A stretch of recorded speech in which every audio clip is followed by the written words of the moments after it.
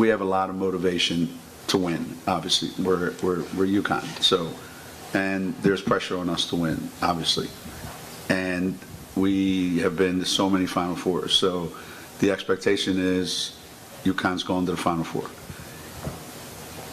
and so there's pressure everywhere you turn. But you do keep it. You do keep it, in a sense. What is the real motivation? Is there one this year? And maybe last year that was the thing. Maybe it was the Paige thing. I think Paige is still in the picture today. Because I think they would be really, really pissed if we didn't win this thing at the threat of her saying, I knew you couldn't do it without me. You know, and that probably motivates them more than anything you can imagine. Their respect for her is so great that I think they probably went into this season with that specter of, well, they just lost arguably the best player in the country last year, and there's no way that they can repeat.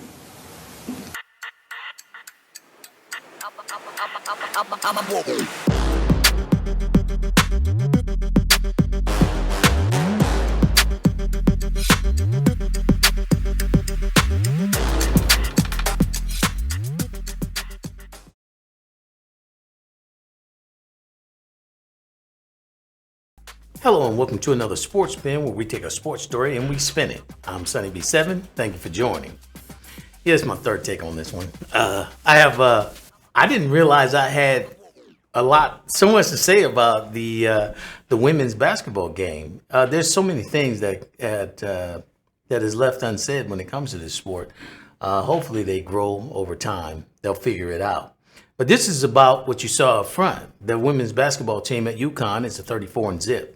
They have not lost a game. This is their sixth time doing this, right? That's an amazing feat. I don't care what side of the women's basketball argument you stand on.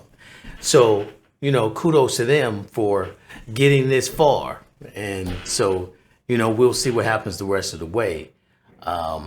They're looking at getting to the Final Four. That just goes to show you it's not like it's easy. Like you can't say, oh, they're 34-0 because the other women don't. No, because their goal is to get to the Final Four. They feel like if they can get to the Final Four, they got a chance. Okay, if it was easy, they'd be thinking their goal is the championship, nothing less.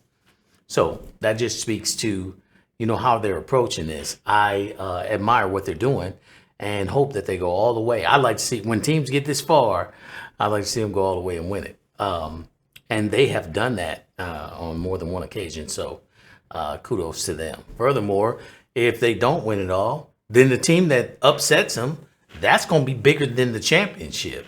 Think about it like this. Let's say a team that barely got in. They're 8th seed. 6th seed, 8th seed.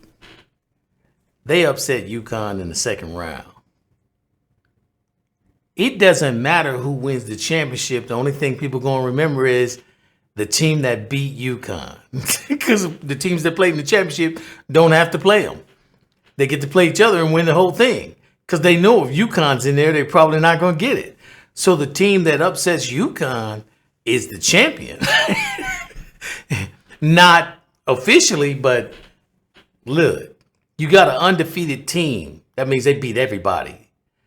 They should get, I'm going to be honest with you. They should get it. They should have a first 3-round bye and just show up in the Final Four. If you go undefeated, you shouldn't have to play none of the first 3 rounds. I'm just saying that's just how I feel about it. You've done all the work. You've beat everybody you played.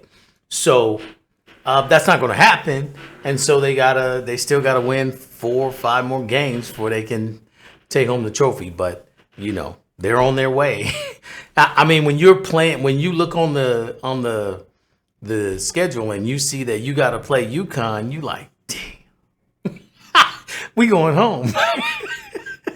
Like I said before, in the last video, I was going to go all into women's basketball and why they're not getting the same credit as men and all this other stuff.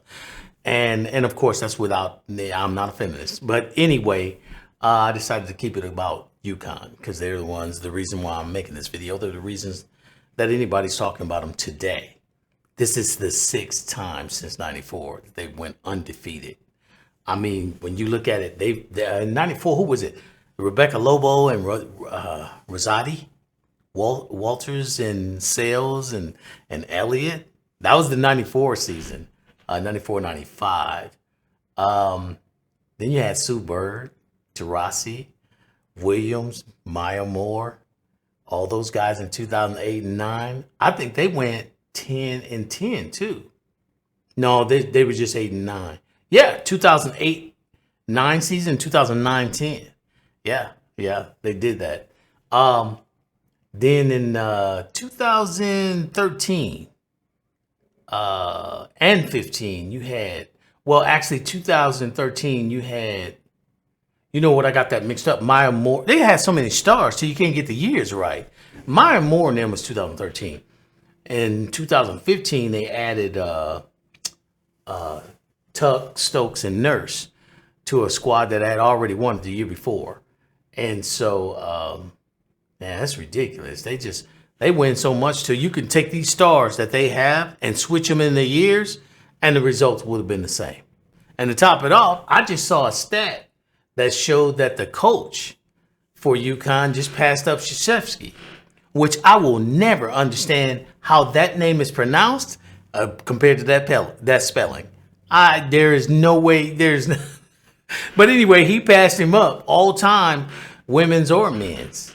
That's how much he's winning. That is a successful program, and I don't think they don't get half the notoriety and credit for it that they do. They need to move UConn on up and play them in the WNBA. Hell, I think they can compete. They've been just that good over the years. If you had a reunion, as a matter of fact, if you took all those, you know how you play the Olympics and you play these other teams, you know, from the U.S., they go back to their home country and play against you. If you did that in women's college basketball, which, hey, to pay attention to this because this is the idea. If you took those teams and let them play against WNBA teams like it's an Olympic tournament, and let the girls that played for UConn go back to the teams they played on and play against the pro teams, oh, I think UConn would do really well. That is a really good idea. You take that Olympic format and you have, they don't have time, but you know what I'm saying. That would be something. I think that'd get watched even more. I don't know. That's a good one. But as I stated before, they still got to finish the job. They still got to get all the way to the Final Four, and then they got to win that, and then play in the championship game and win that. It's not like they haven't done it before more than once. So I expect nothing less. That said, kudos to the UConn team for going 34-0, because we all know if that had been a team like Kansas, Kentucky, North Carolina, Duke, yeah, everyone would know about that. So, yeah. So good luck to them, and I wish them the best. That's all I have for today. Thanks for watching. Hope you like, share, and subscribe. Till the next time, remember, this sports story has been spun. Take care.